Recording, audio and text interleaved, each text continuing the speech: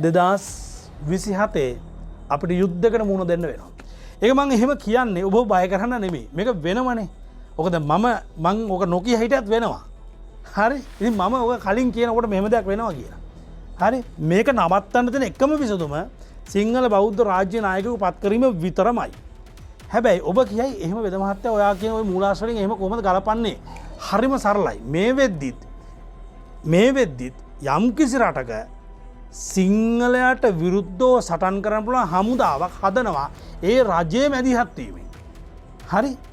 ඒ රජයේ මැදිහත් වීම. රටේ ජීවත් වෙන ජන කොට්ටාසයක්ම ඒ රටේ වෙනම හමුදාවක් වශයෙන් පෝෂණය කරලා මේ රටේ ප්‍රභාකරන් ජීවත් වෙනවා කියලා ප්‍රකාශයක් දෙනවා. දැන් අන්න ප්‍රකාශය දුන්නා. ප්‍රභාකරන් ජීවත් වෙනවා කියලා දැන් කියනවා. දැන් ප්‍රභාකරන් ජීවත් වෙනවා කියන්නේ මිනිස්සුන්ට බලාපොරොත්තුවක් තියෙනවා. ද්‍රවිඩ දරුවන්ට ඊළාම් සිහිනේ පිළිබඳ. ඊළාම් සිහිනේ පිළිබඳ බලාපොරොත්තුවක් ඇති වුණාට පස්සේ යම් තැන් වල හමුදා සිබුළු කපා කොටා ඝාතන කරන හමුදා සිබුළු වෙඩි තබන්න පටන් ගන්නවා. හරි? බුද්ධි නිලධාරීන් මරන්න පටන් ගන්නවා. නැවතත් තව කෙටි කාලෙක මේ වෙඩිමුරේ පටන් ගන්නවා.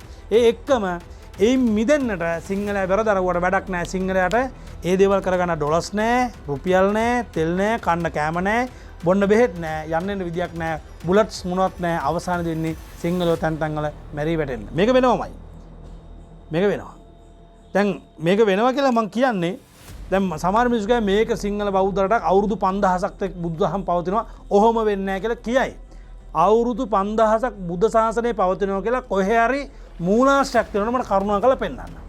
ත්‍රිපිටකයේ එහෙම මූලාශ්‍රයක් තියෙනවා නම් මට කරුණාකරලා පෙන්නන්න. බුද්ධ වචනයක් එහෙම නැහැ මේ ලෝකේ. ඒක බුද්ධ වචනයක් එහෙම නැහැ. කරුණාකරලා ඒ වැරදි මත මේ වලට ගාව ගන්න එපා. මම දහම ගැන නොදැන කතා කරනවා නෙමෙයි. පාලි භාෂාව ගැන කතා කරන්නේ මට වැඩක් නැති නිසා මම පැහැදිලිවම ත්‍රිපිටකය පරිශීලනය කරන කෙනෙක්. ත්‍රිපිටකේ එහෙම දෙයක් නැහැ. අවුරුදු 5000ක් කල් බුද්ධ ශාසනය පවතිනවා කියලා එහෙම නියාමයක් නැහැ එහෙම එකක්. ඒ නිසා ඔය අවුරුදු 5000ක් කතන්දරේ දැන්වත් අමතක කරලා දාන්න. මෙන්න යුද්ධයක් තියෙනවා. ඔබ ඒකට සූදානම් වෙන්න. ඔබට මොනවත් කරන්න බෑ. හරිද? ඔබට මොනවත් කරගන්න බෑ. ඔබට තියෙන එක විකල්පයයි මේ දේ තේරුම් ගන්න ජීවත් වෙන්න විතරයි. මරණයට බය නැතුව ජීවත් වෙන කොයි වෙලාව හරි මරණ එනවා. ඒක වෙනම දෙයක්. නමුත් කපාකට ඔබ ඝාතන වෙඩි තබා ඔබේ දරුවන් ඔබ ඉදිරියේ ඝාතනය කරන ඔබේ ගෙවල් දොරවල් ඔබ ඉදිරියේ විනාශ කරන යුගයක් අනිවාර්යම එනවා. ඒකට මුහුණ දෙන්න සූදානම් වෙලා ඉන්න. සමාජවාදී පක්ෂයක් ලංකාවේ දිනුවත් ප්‍රජාතන්ත්‍රවාදී පක්ෂයක් සමෝක දිනුවත් උන් ඔක්කොම එකයි මෙහෙ වෙන්නේ එහෙන්. ඒ නිසා ඒක සිද්ධ වෙනවමයි. හරි? ඒතකොට දැන් ප්‍රභාකරන් ජීවත් වෙනවා කියලා කිව්වහම ඒ නැගී සිටින පුනරුදේ දැන් නැගී සිටලාද නැද්ද කියන කාරණා යාපනයේ පැත්තට පොඩ්ඩක් ගිහිල්ලා බලුවනම් හරි. උතුරසහ නැගෙනහිර ප්‍රදේශවලට ගිහිල්ලා බලනවා ඔබට පැහැදිලි වෙනවා ඔව් මේ වෙදමාත්ත කියන කතාව ඇත්ත නේද කියලා. ඒතකොට ප්‍රභාකරන් ඇත්තටම මැරුණා. ප්‍රභාකරන් නැහැ. ජීවිතුන් අතර ප්‍රභාකරන් නැහැ. මම බොහොම වගකීමෙන් කියනවා. මම අනෝද්ද සිල්වා. මම බොහොම වගකීමෙන් කියනවා. ලෝකේ ප්‍රභාකරන් නැහැ. හරි ප්‍රභාකරන්ගේ නම තියෙනවා. ප්‍රභාකරන්ගේ පිළිම තියෙනවා. ප්‍රභාකරන්ගේ රූප තියෙනවා. හැබැයි ප්‍රභාකරන් ජීවිතුන් අතර නැහැ. හරිද? ප්‍රභාකරන් ජීවිතුන් අතර නැහැ. එතකොට එහෙම නැතුව තීදි ප්‍රභාකරන් ඉන්නවා කියලා කියන්නේ ඡන්ද ගුණුවක් නෙමෙයි. මේක ඡන්ද ගුණුව නෙමෙයි. අන්නර යුද්ධය ඇති කරන්න අවශ්‍ය සමාජ පසුබිම නිර්මාණය කරනවා. ඒ දරුවන් ද්‍රවිඩ දරුවන් සිංහලයන්ට විරුද්ධව පෙළගස්සන ඊළඟ වැඩ පිළිවෙල තමයි මේ සිදු වෙන්නේ. ඒ නිසා ප්‍රභාකරන් නැහැ. හැබැයි යුද්ධයක් ආරම්භ වෙනවා. යුද්ධය ආරම්භ වෙන්නේ ප්‍රභාකරන්ගේ නමින් තමයි. ඊට පස්සේ ලංකාවේ විදිහට පොඩ අරගලේ ඇති වුණාට පස්සේ අර මම කියන හමුදාව ලංකා රාජ්‍යයට පහර දෙනවා ඇවිල්ලා ඒ කියන ප්‍රභාකරන් පුරුදු පුහුණු කරපු හමුදාව තමයි මේ එන්නේ කියලා ලංකාවේ ලෝකෙ මිනිසුන්ට ඒත්තු ගන්නලා යුද්ධය අවසන් කරලා සිංහල ජාතිය නැති කරලා දානවා. මේක වෙනවමයි. විකල්ප එකයි. මේකට ලංකාවේ දේශපාලඥයෝ සියලු දෙනා වග කිව යුතුයි. මේ රටේ බුද්ධියන්ස වලින් සල්ලි අරගෙන වැඩ කරන දේශපාලඥයෝ තේරුම් ගත යුතුයි. මතක තියාගන්න මම ආපහු කියනවා 1803 අපි යුද්ධයක් දිනුම්. ඒ පිළිබඳ ඉතිහාස පොත්වල නැහැ. හැබැයි ඉතිහාස සමහර පොත්පත්වල තියෙනවා. ඩොයිලිගේ ලිපි ලේඛනවල තියෙනවා. හොයලා බලන්න. මම කිසිම මූලාශ්‍රයක් ගේන්නේ නැහැ. මම ඔබ කේන්දර මම පිස්සෙක්. ඔබ කේන්දර මම මෝඩෙක්.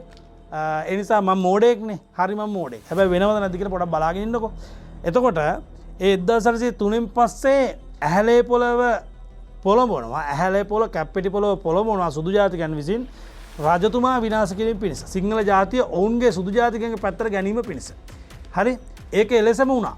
ඒ වුණාට පස්සේ හිතුවා ඇහැලේ පොළ හිතුවා හරි දැන් මට මේ රටේ රාජ්‍ය නායකත්වය ගන්න පුළුවන් කියලා. බලයට ධනයට ලෝභ වුණාට පස්සේ මිනිසත්කම පාවදන කාලකන්නියෝ මෙරටේ ඒ කාලෙ තමයි බිහිවුණේ.